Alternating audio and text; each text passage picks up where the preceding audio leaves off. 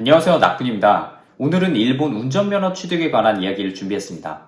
사실 일본 취업을 하는 대부분의 사람들은 한국에서 미리 면허를 따고 오는 경우가 많습니다. 아무래도 일본에서 운전면허를 딸 때 한국에 비해서 상당한 비용이 든다는 게 잘 알려져서 그렇고요. 한국 면허를 일본 면허로 바꾸는 것도 그렇게 어려운 일이 아니기 때문이에요. 그래서 저도 일본 취업이 결정되고 바로 한국에서 운전면허를 땄습니다.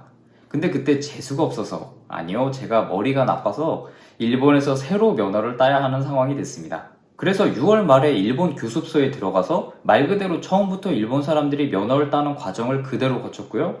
어쨌든 무사히 일본 운전면허를 취득했습니다.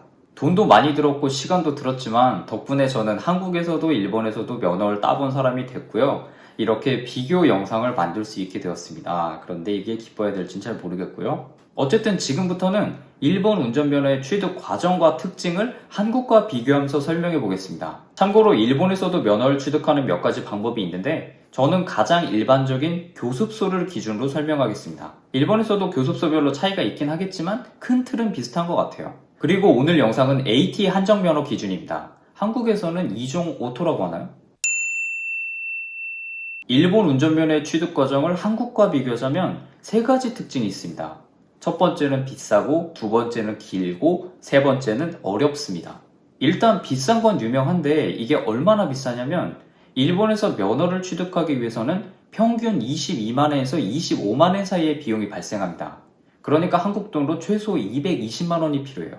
이 돈이 한 번에 발생하는 건 아니고 입학할 때 한 번, 조금 뒤에 설명할 가면허 취득 후에 한 번, 그리고 본면허에 합격하고 한 번 발생합니다. 대중교통이 불편한 오키나와 같은 지역에서는 만 18세가 되자마자 면허부터 따는데 학생들한테 220만 원은 당연히 부담스러운 액수고요. 그래서 학생들을 대상으로 면허 취득 비용을 대출해주는 전용 서비스가 있을 정도입니다. 그리고 교습소에 등록하고 9개월 내에 면허를 따지 못하면 처음부터 다시 시작해야 되기 때문에 되도록이면 단기간에 집중해서 따려는 사람들이 많습니다. 그래서 오키나와에서 방학 기간에 교습소를 다니는 건 별로 추천을 못 드려요. 그러면 일본에서는 운전면허를 따는데 왜 이렇게 비쌀까? 220만 원이면 한국의 거의 3배가 넘잖아요. 요즘 얼마인지 잘 모르겠는데 어쨌든 그 이유는 단순합니다. 과정이 3배 이상 길어서 그래요. 일본에서 운전면허 교습소에 등록하면 가장 먼저 입학식을 치릅니다. 여기에서 오리엔테이션과 간단한 적성 검사를 하게 되고요. 그리고 나서 본격적으로 교습 과정이 시작됩니다. 우선 가면허를 따기 위해서 1단계를 전부 들어야 되는데 1단계의 내용은 학과 10시간, 기능이 12시간, 그리고 필기 모의고사인 효과 측정 4회 이상 합격입니다. 1단계 기능에서는 하루 2시간 이상 차를 탈 수가 없기 때문에 최단 시간으로 1단계를 들으려고 해도 6일 이상은 걸린다는 소리예요. 심지어 예약이 너무 많으면 차를 탈 수 없는 경우도 많기 때문에 더 길어질 수도 있습니다. 그런데 기능보다 더 큰 문제가 학과입니다. 방금 제가 학과 10시간을 들어야 한다고 말씀드렸는데 이 학과를 몰아서 듣는 게 생각보다 쉬운 일이 아닙니다. 여기 사진을 보시면 번호가 적혀 있는데 이거를 대학교 강의 듣듯이 그 시간에 찾아가서 1번부터 10번까지를 전부 들어야 됩니다. 당연히 요일을 맞추기도 힘들고 시간을 맞추기도 힘들어요. 회사를 다니는 사람이라면 이 저녁에만 갈 수 있을 테니까 더더욱 힘들고요. 그래도 하루 대부분의 스케줄을 여기에 맞출 수 있다면 1단계는 일주일 전으로 어떻게든 끝낼 수 있습니다.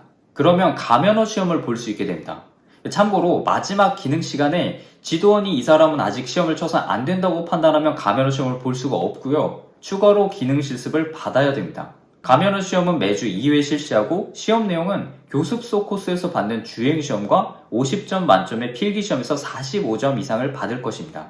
코스 주행시험을 먼저 실시하는데 주행시험에서 떨어지면 필기를 볼 수 없습니다. 주행시험은 크랭크와 S자 외엔 크게 어려울 게 없지만 필기시험에서 은근히 많은 사람들이 불합격합니다. 가면허의 주행과 필기 각각 불합격을 할 때마다 추가 요금이 발생하고요. 시험 자체가 일주일에 2번밖에 없기 때문에 떨어지면 그만큼 시간이 더 걸려요.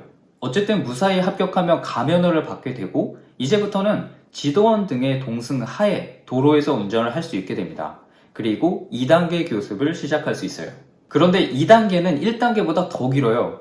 일단 학과가 16시간, 기능 실습은 19시간, 모의고사 4회 이상 합격하고 내용도 좀 더 복잡해집니다. 학과 시간에는 인공호흡, 심폐소생술 등의 응급처치도 배우고 도로상의 위기 예측에 대한 강의를 할 때는 3명 이하의 소수 인원으로 토론까지 진행합니다. 기능 실습은 기본적으로 도로에 나가서 하는데 여기에는 고속도로 주행까지 포함되어 있습니다. 2단계에서는 차를 하루에 3시간씩 탈 수 있으니까 교습소가 쉬는 날을 제외하면 대충 열흘 전후로 어떻게든 끝낼 수는 있습니다. 근데 이렇게 하려면 당연히 거의 하루 종일 교습소에서 강의 들었다가 차 타타고를 반복해야 돼요. 어쨌든 모든 과정을 끝마치고 가면허 때와 같이 마지막 기능에서 지도원의 심사까지 통과하면 본면허 주행시험을 볼 수 있습니다. 시험 내용은 100점 만점에 70점 이상을 합격 기준으로 감점 방식으로 진행하고 도로주행을 기본으로 도로변에서 일시정차하기, T자 방향 전환하기 혹은 평행주차 중에 한 개를 실시합니다. 주행시험의 난이도는 한국하고 거의 비슷했던 것 같은데 연습 시간이 길어서 그런지 오히려 가면허 때보다 본면허를 한 번에 붙는 사람들이 많았던 것 같아요.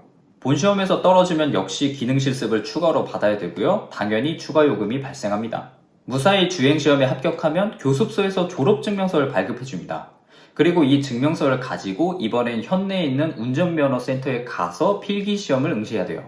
그러니까 실기에 합격을 하고 필기를 따로 다른 날에 보게 됩니다. 평일 중이라면 언제든지 갈 수 있지만 오리엔테이션을 받기 위해서 8시 반에는 시험장에 도착해야 되기 때문에 여유있게 준비하는 게 좋습니다. 오키나와에는 하필이면 하나밖에 없어요. 그리고 필기시험이 끝나면 15분 뒤에 바로 결과가 나오고 합격을 하면 그날 바로 면허증을 주는데 여기서 각종 서류 절차와 마지막 강의까지 들어야 되기 때문에 결국에 끝나는 건 오후 2시쯤이 됩니다. 만약 여기서 불합격을 하면 역시 추가 요금과 함께 이걸 또 해야 되고요. 그러니까 일본 운전면허 취득 과정을 요약하자면 교습소에 등록한다. 1단계에서 10시간의 학과, 12시간의 기능 실습을 받고 가면허 시험에 합격한다.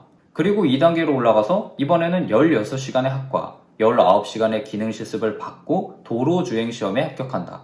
마지막으로 현내 운전면허센터에 가서 필기 시험에 합격해서 면허증을 받는다.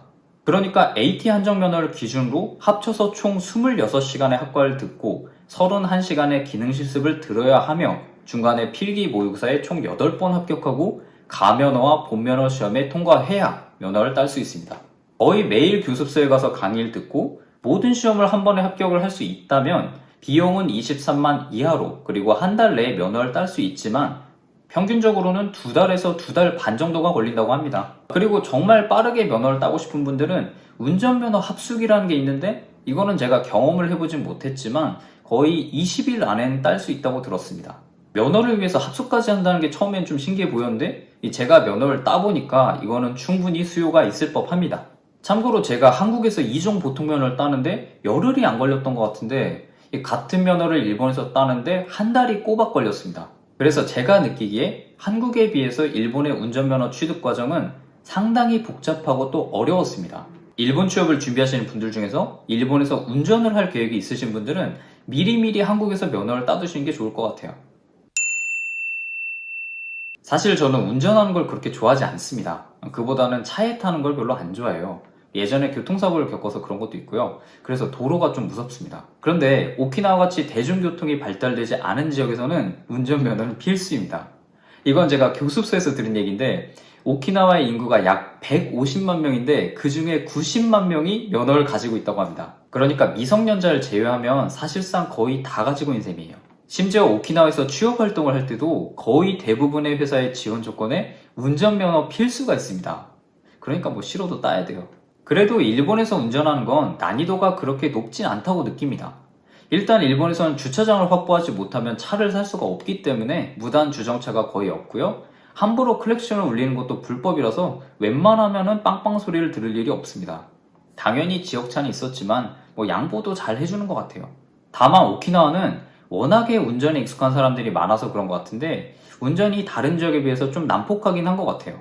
마지막으로 오키나와 여행을 오시면 렌트카 참 많이들 하실 텐데 운전속도 차선도 반대다 보니까 조금만 방심하면 사고가 날 수도 있으니까 정말 주의하는 게 좋습니다.